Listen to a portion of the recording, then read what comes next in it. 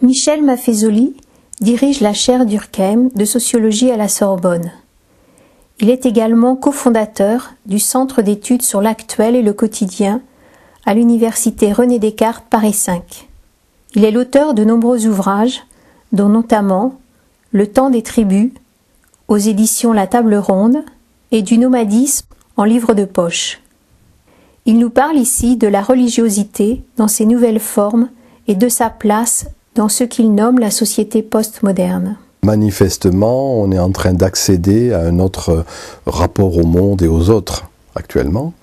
Nous passons dans un autre type de civilisation. On est en train de quitter ce qu'on a pu appeler la modernité, qui s'est élaborée comme cela péniblement dans les 3 siècles qui viennent de s'écouler. Il y a en effet quelque chose qui est en train de se mettre en place de notre rapport aux autres. Et dans le fond, c'est ça la religion, la religiosité. Un de mes collègues parle même de reliance, dans le sens simple du terme. De plus en plus, ce qui est primordial, c'est de me relier à l'autre, du fait que je me relie à la nature, que je me relie à la déité d'une manière vaste ou vague. Il y a retour de ce que l'on avait cru dépasser. Retour de ce que le rationalisme moderne, et très précisément européen, dans le fond, avait imposé au nom d'une notion un peu simple, j'allais dire simplette, du progrès, et qu'on voit retour sous ces diverses formes d'une conception, je dirais, beaucoup plus entière de l'individu. Dans ce que certains appellent, et moi je suis de cela, la postmodernité, c'est qu'il y a, on pourrait dire, une nouvelle donne. Les cartes sont à nouveau distribuées.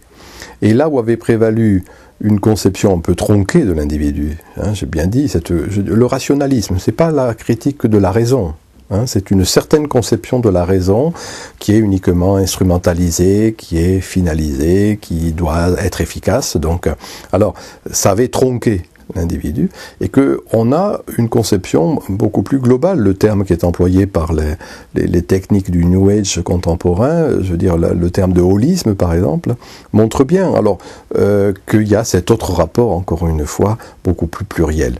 Alors ça peut être bien sûr désordonné, comme toute chose qui est à l'état naissant, c'est pour le meilleur et pour le pire, comme toujours là également, mais moi j'y verrais plutôt l'expression, de l'accueil du non-rationnel, l'accueil de la vie, l'accueil de l'autre, de l'étranger sous ses diverses formes. Et de ce point de vue, dans la reliance contemporaine, dans ce que moi j'appelle cette religiosité un peu syncrétiste qui est en jeu, eh bien, il y a là quelque chose, encore une fois, où s'expriment des nouvelles formes, dans le sens simple du terme, de solidarité, des nouvelles formes de générosité dans les manières d'être et dans le rapport que l'on a aux autres et au monde. Donc il y a ces deux aspects d'une mosaïque et en même temps d'un enracinement. Et dans le fond, c'est ça la postmodernité. C'est-à-dire quelque chose qui, dans le fond, n'est plus homogène et qui se souvient qu'il y a des racines, se souvient, dans le fond, de choses primordiales, originelles, de ce qui fait des cryptes de l'être collectif. Et pour moi, la tendance va en ce sens-là. De ce point de vue, ça peut être considéré, à l'encontre de ce que disent beaucoup, comme une forme d'enrichissement. Et pensons-le en tant que tel.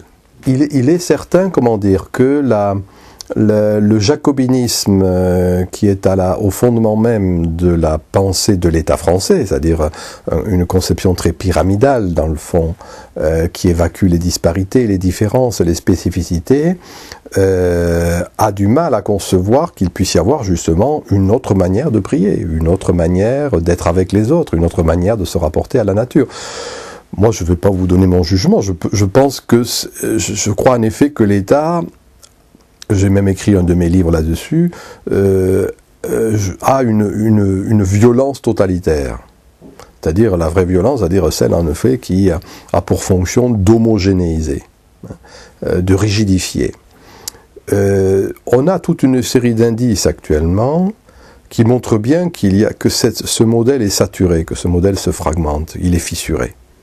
Alors il y a des combats d'arrière-garde, les diverses instances étatiques qui actuellement continuent à lutter contre les sectes, par exemple, en sont des expressions. La technique du bouc émissaire est une technique, bien évidemment, qui est habituelle, c'est-à-dire qu'il est important, de jeter sur un animal prédestiné à cela, les péchés, les défauts qui sont au sein du corps social.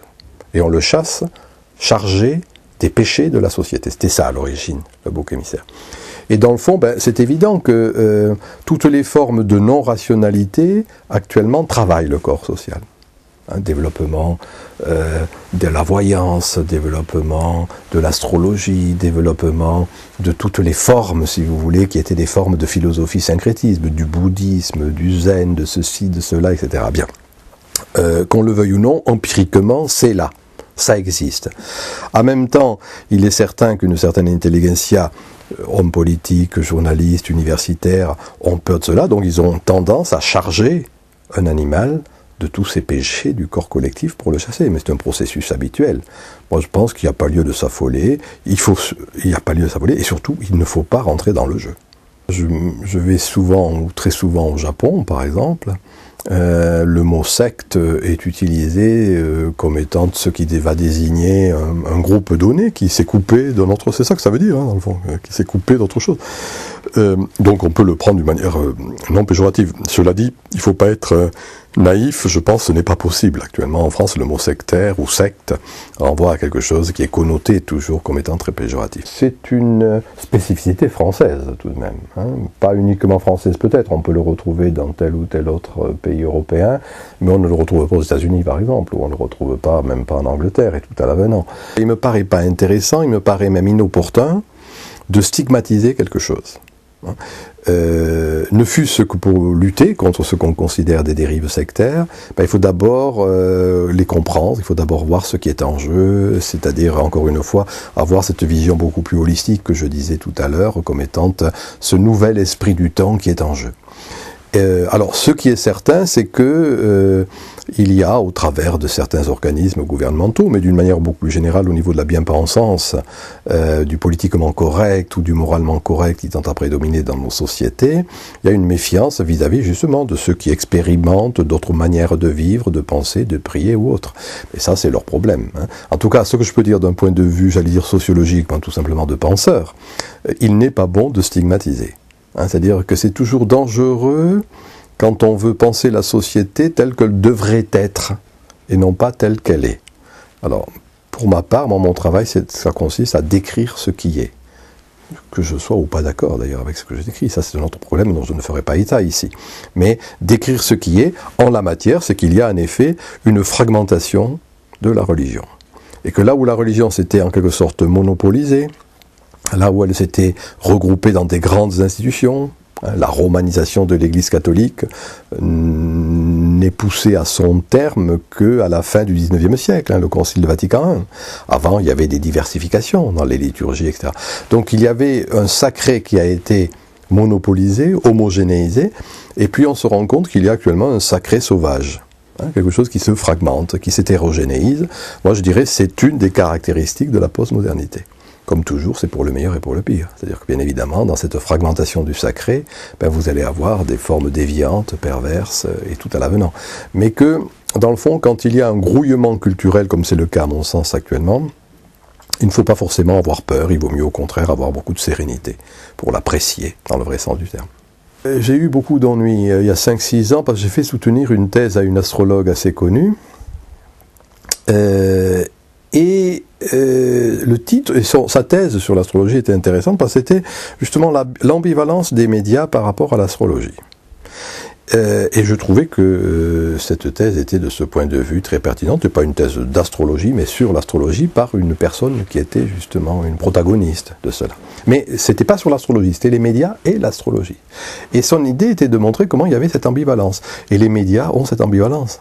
C'est-à-dire regarder comment tout à la fois ils vont inviter les astrologues, si on prend cet exemple-là, mais ça pourra être d'autres formes, et en même temps vont les critiquer, vont se moquer, etc. Je pense que nous sommes dans un moment d'ambivalence absolue. C'est-à-dire à la fois ça me travaille, ça me gratouille quelque part, ça me chatouille, comme dirait le Toc Toc Knock, ça vous gratouille, ça vous chatouille quelque part, et puis en même temps on en a un peu honte. Voilà. Donc les médias, qui pour moi d'ailleurs n'ont pas vraiment de vraie influence à l'encontre de ce qu'on dit. Il ne faut pas s'affoler, là non plus, ça rentre d'un côté, ça sort de l'autre.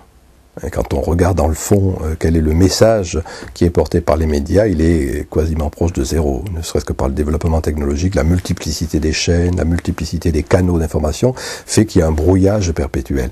Donc moi je ne pense pas qu'il faille s'affoler, de cela, enfin de l'influence des médias, qui est beaucoup moins grande qu'on ne le croit, qu'on le dit en principe, pour se donner de l'importance, d'une certaine manière, les journalistes en particulier.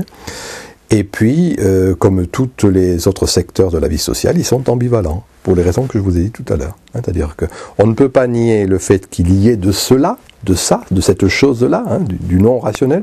Je préfère dire non-rationnel qu'irrationnel. Il y a du non-rationnel dans la vie sociale. Et en même temps, ben voilà, quoi, ça fait un peu désordre. C'est un peu caca, tout ça. Donc, on a ce rapport ambigu et ambivalent. D'une manière générale, il y a ce désaccord dans le sens simple du terme, en effet, entre une intelligentsia qui reste dominée par des grandes catégories élaborées au XIXe siècle. 18e, 19e, philosophie des Lumières, grands systèmes sociaux, et qui a du mal, je dirais, à actualiser son savoir ou sa grille analytique. D'où l'incapacité qui est très souvent la sienne de comprendre les expressions des passions et des émotions. Le fanatisme ou le terrorisme islamiste, c'est une forme d'expression d'une passion religieuse aussi. Et donc il y a une grande incapacité à comprendre aussi cela. Et tout à l'avenant. Voilà. Donc de ce point de vue, il y a en général, ce n'est pas la première fois que ça arrive dans les histoires humaines, mais nous vivons un moment où il y a un désaccord fondamental entre ce qui est vécu et ce qui est pensé. Et certains, moi je suis de ceux-là, s'emploient difficilement, il faut bien le dire, mais enfin il n'y a pas lieu d'être désespéré, à essayer de faire en quelque sorte que ce désaccord se comble, ou en tout le cas que le fossé qui existe entre, encore une fois, le dit et le vécu, s'amenuise.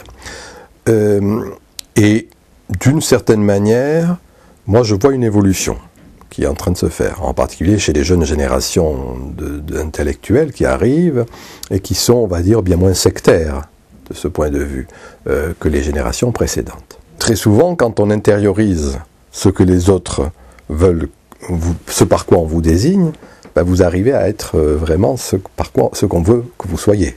C'est un peu compliqué comme formule, mais ça dit bien ce que ça veut dire. C'est-à-dire que, dans le fond, il faut vivre sereinement ce que l'on a envie de vivre sereinement.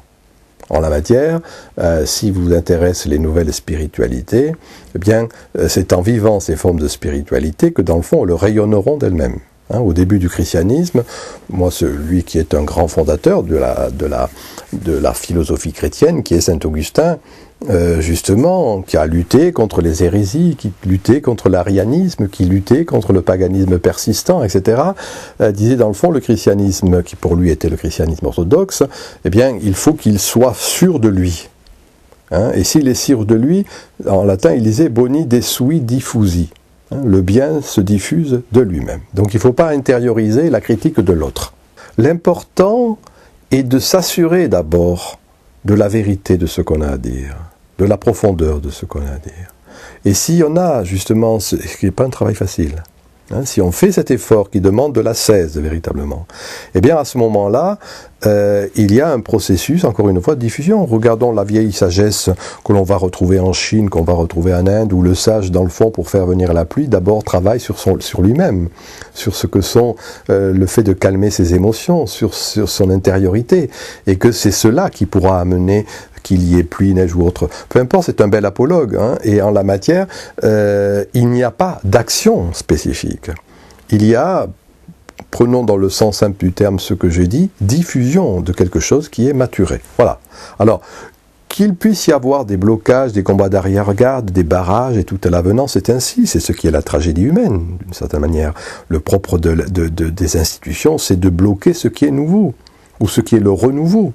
Bon, mais enfin moi je le dis à mon âge maintenant avec une certaine, j'allais dire sagesse, en tout cas sérénité, il me paraît que si ce que l'on a à dire est fondé dans le vrai sens du terme, c'est-à-dire qu'il y a quelque chose qui renvoie à l'originel, quelque chose qui renvoie à ses racines, eh bien ces racines seront dynamiques. C'est ce que j'ai appelé moi l'enracinement dynamique. Donc je suis de ce point de vue assez quiétiste.